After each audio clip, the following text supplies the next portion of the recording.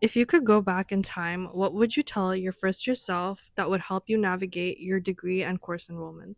Oh, definitely Degree Explorer because I didn't know about it when I was in first year. It was one of those things where I was bored, and then I was on scrolling on Acorn and I saw Degree Explorer and I'm like, "What's this?" And I clicked on it and then it was like, "Oh, the type of programs that like I want to go into." So like, let's say I put like CCIT and TCS, and then it says all the prerequisites that I need, all the different courses that I need to do, like Degree Explorer made sure I'm like, oh, I had these courses and I'm in progress to get this degree. And also if I wanted like figure out a different minor and like test out like what kind of courses I would need to complete a minor, that would like help me a lot. So yeah, finding about Degree Explorer, I would wish I told my first year self about it. And also, um, talking to older students because they have like a lot of advice they could give you, like joining clubs to find these students. And yeah, a lot of people just gave me advice about enrollment and like making sure like the different resources that were available for me. Oh, and another thing is putting your courses in an enrollment cart because when I enrolled in first year, I just manually typed out each of the courses, and I wish I found out about enrollment cart beforehand because it just made enrolling so much easier than it was. I would say utilize the tools that are available to you. For example, like on Acorn, there's Degree Explorer and Timetable Builder, and I feel like a lot of the time those are overlooked.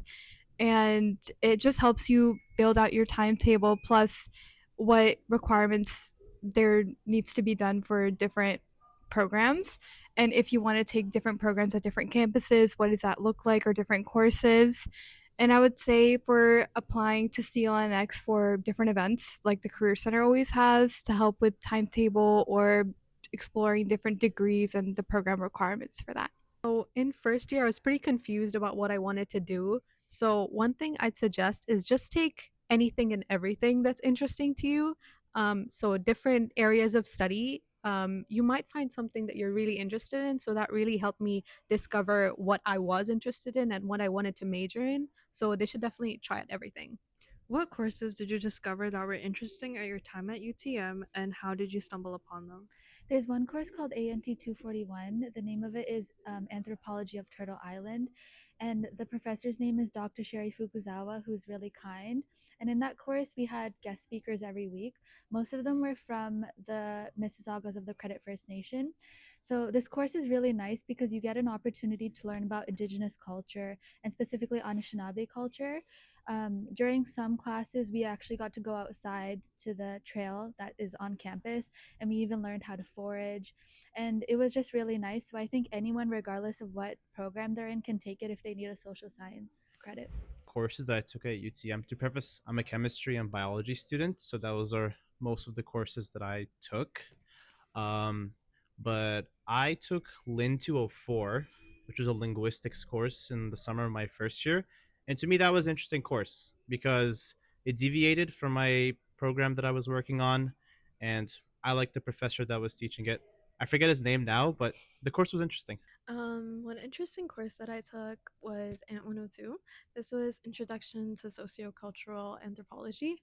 I needed a course for one of my distribution credits, and a lot of my friends were taking this course, and I heard a lot of good things from it. So I took it, and yeah, I actually enjoyed it to the point that I took another anthropology course after that. So yeah. So I took CCT 285. That's the immersive design one. And it was really cool. We got to design and 3D model a bunch of concepts that we came up with. And we actually put it into an application and we made games out of them. So that was really cool.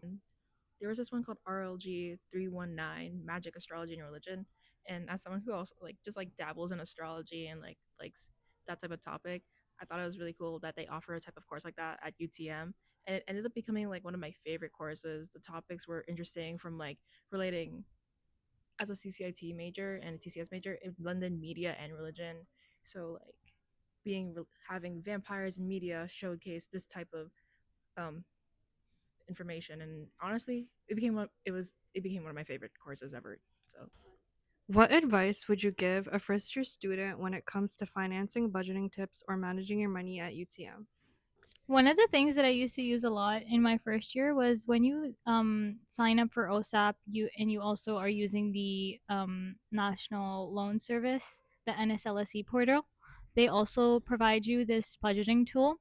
And that one I think is really catered towards students because you can like customize it. You can put in your expenses, how much you're trying to spend. Plus, you can also add in any funding that you get that you're using towards your education, and it factors out all of that and then tells you what you're left over with. I think that one is really good. But if you are looking for a more customized kind of approach, I think simple Excel sheets are pretty good. They're easier to track. The one thing I will say is that you have to stay on top of it and you have to like update it. But other than that, I think it's like a really simple way to keep track of like how much you're spending every month. For example, if you need to spend anything for your courses or any course material, textbooks and stuff, you can also add that in. And yeah, I think it's really easy to keep track of that way. I'm not going to be a hypocrite and tell people not to drink coffee every day, but I think it could actually help to learn how to cook certain things on your own. Even if you have to like get up really early in the morning, just even bringing like fruit would be helpful so you can save a bit of money. And also, use your like any Google Sheets or something to keep track of what you're purchasing, because people don't realize that little things can add up, like even in just within a week. So that's what I would say. Think back to a challenge you faced as a first year, academically or personally. How did you find support to work through it? One challenge I had in first year was just finding friends in general, Mhm. and that's just kind of what a lot of first years are going through, right? Which is a regular thing.